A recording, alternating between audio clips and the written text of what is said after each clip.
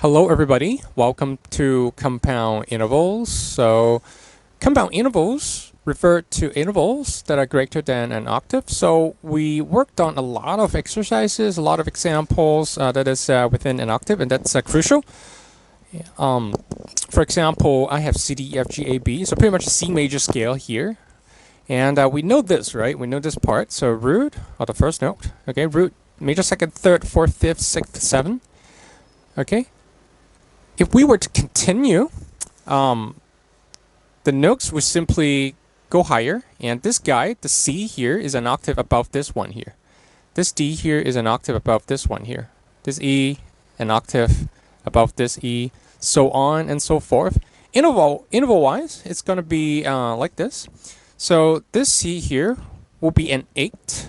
So if you have a C that is an octave above, say, this one, and we call that the root, this one will get the number 8 in terms of interval. So that's a +7. All right. So this will apply to all the other notes that's an octave higher than their lower counterpart. So for example, the D note here is an octave above the major second. All right. It's just a D, but it's an octave up. So we add 7 here, 9. Okay. So on and so forth. E, that would be a 10th. Or a major third plus an octave. So you see, if you write out this table, you can easily reference the compound intervals, meaning the intervals higher up. So you can just go like root 2, 3rd, 4th, 5th, 6th, 7th, 8, 9, 10, 11, 12, 13, 14, 15. Okay, so usually we end at 15. All right, that's the highest compound interval that we will probably ever encounter 99% of the time. All right. So, but again, the +7 here is a very handy tool. So let's look at 3 very common compound intervals. Okay. So again, the 9th of C, for example. If you're trying to locate or find out the 9th of C, all you have to do is you minus 7 from 9th. And that is really just the major second of C, but in the back of your head, you have to know that it's actually an octave up, okay? And right now, you just need to answer the question, hey, what's the major second of C? And that should be a D. So that's simple.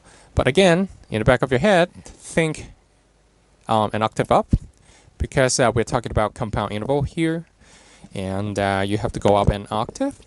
Though, very interestingly, in jazz music, for jazz musicians, or at least the jazz musicians that I have encountered, say, if they say something along the line of, hey, can you get me, play me the 9th, at the 9th above the chord.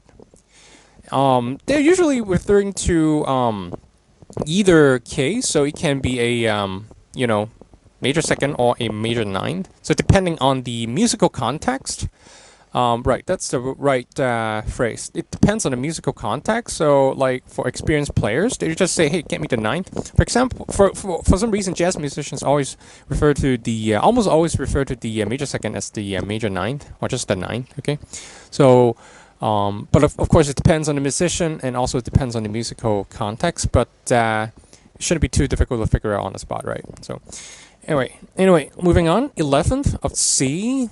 So that is really just the 4th of C, right? But plus an octave. So that should be what is that? So 4th of C, that's just an F, right? But an octave up. All right. Okay, 13, another very common compound interval that we will deal with. So 13th of C, you can just go ahead and minus 7th. So that's just a 6 of C plus an octave. So that's A plus an octave up.